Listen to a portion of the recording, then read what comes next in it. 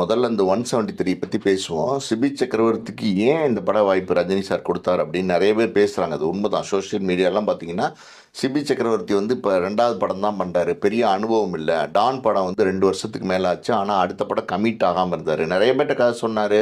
சிவகார்த்திகேயன், நானி தெலுங்குல எல்லாம் ட்ரை பண்ணாரு. ஆனா எதுவுமே கமிட் ஆகாத சூழ்நிலையில, ரஜினிகிட்டயே முதல்ல கதை சொல்லி, அது ரஜினியே வந்து என்ன காரணத்தினாலயோ அந்த படம் பண்ணாம ட்ராப் ஆச்சு லைக்காக்கு.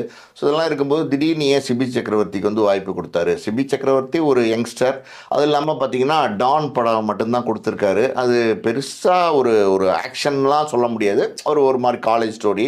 அதுக்குள்ள கொஞ்சம் காமெடி கிமெடிலாம் வச்சு மிக்ஸ் பண்ணி குடுத்துருந்தாரு. ஸோ இது ரஜினி படம் அப்படின்னும்போது, ரஜினி படம்ல எல்லாமே தேவையா இருக்கும். இப்ப ரஜினி படம் அப்படின்னா, உங்களுக்கு வந்து பெரிய பெரிய பேன் இண்டியா ஸ்டார்ஸ் நடிக்க வேண்டியிருக்கும்.